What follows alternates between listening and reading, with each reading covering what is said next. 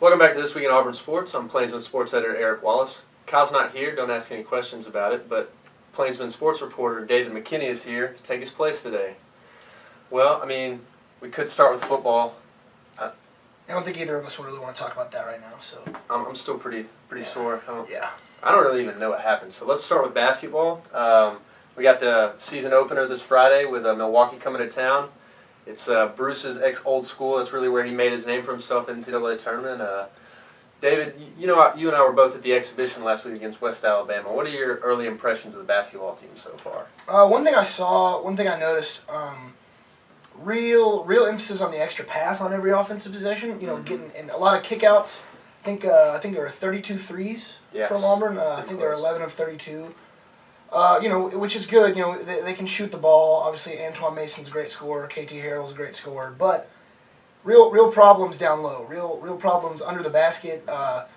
Simeon Bowers, posted a double-double, but he kind of plays with a guard mentality. He's going coast to coast and not finishing. And Pearl talked about it after. Said he looked kind of bad. Plus, Matthew Attaway re-injured that leg that he had a rod put into. So it looks like it's going to be Bowers under the basket for pretty much most of the season. Which doesn't really give Auburn a lot of options in the shot blocking category. There's not really a lot of guys to defend the rim. Attaway, to his credit, was okay on the defensive end last year. He hadn't developed much of an offensive game, but his loss is really going to hurt Auburn as far as depth goes because as good as Bowers is and athletic as he looks at times, it's going to be hard to just leave him in there with four guards around him the whole time. Yeah, as far as defense goes, looked pretty attacking. It was just it was against West Alabama, so not a huge test, obviously, but pretty good press for most of the game. I think 29 turnovers that turned into 36 points. So and that's Pearl's style. Like he likes when his defense is pressing like that. Yeah. So it's early. It's hard to say exactly how good this team is going to be, especially with the loss of Attaway. That could really cause some problems against teams like Kentucky that have a lot more size and a lot more talented bigs down low. But the excitement's here. More people are caring about basketball, and I think it's going to be a lot more fun of a season in the Auburn arena. In addition to basketball, the soccer team has made the NCAA tournament after missing it last year. They head down to Florida on Saturday, I believe. Yeah, it's Saturday. They have their first game against number 25 Florida Gulf Coast, a 17-3 team and the champions of the Athletic Sun Conference. Obviously, a huge test for the soccer team, but I think they're just excited to get back in the NCAA tournament and get back to playing at the level that they had shown them they were capable of in the past under Coach Karen Hoppa. And obviously, the elephant in the room, football. We can't go the whole episode without talking about it. So, Texas A&M, the defense was obviously a problem. It was tackling. Scorched. They couldn't tackle anybody. Tackling was rough. The pass coverage, a lot of the guys, Jonathan Mincy, Derek Moncrief, look lost at times, like just whiffing on players. And then obviously the big part, the offense's mistakes at the end. It's uncharacteristic, especially on the 2-yard line that they're running an option play.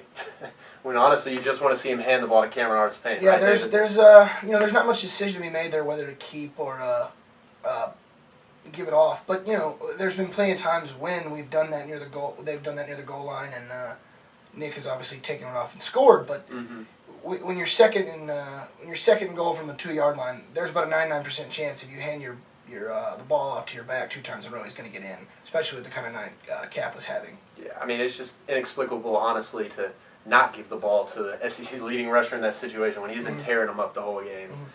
Very confusing play call, if that was indeed the case with Gus Malzahn. But all hope's not lost, I guess, theoretically. Mathematically, no. Mathematically, they're still in there. There is a scenario where Auburn could, win, assuming that the teams that are ahead of them or make the college football playoff.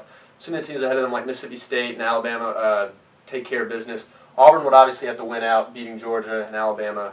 Auburn would need Alabama to beat Mississippi State this weekend, and we would definitely need Ole Miss to beat Mississippi State in the Egg Bowl at the end of the year. It's probably the biggest Egg Bowl in recent memory by far. In which case there would be a 4-way tie at 6-2, and via a tiebreaker and some wonky SEC rules from the back of the SEC rulebook, Auburn would in fact make the SEC championship in Atlanta. So that's assuming this weekend they can stop Todd Gurley, and of course if they stop Todd Gurley, there's Nick Chubb, and if they stop Nick Chubb, there's Sony Michel. So yeah, a lot of depth on this Georgia team. I think it's going to be a real high-scoring game. A lot of rush yards. Yep. A lot of rush yards because neither defense is great. I mean, Georgia let up 38 points to Florida, and any defense that lets up 38 points to this Florida team has some pretty big problems. And all Florida really did was run it down their Yeah. throat. So, I think they passed the ball 6 times. If Florida can do it, I can't imagine what the Auburn offense is going to do to them. But there's also the added factor of Georgia coming back after the way the game ended last year. I'm sure they've got a little bit of revenge on their minds. So should be a good one between the hedges. Absolutely. Well, me and David will be in Athens this weekend covering the game, so make sure you follow us on Twitter for any updates from the game. Also, make sure to subscribe to our YouTube channel. Help us get some followers there. But until next time, this has been This Week in Auburn Sports. We'll see you this weekend.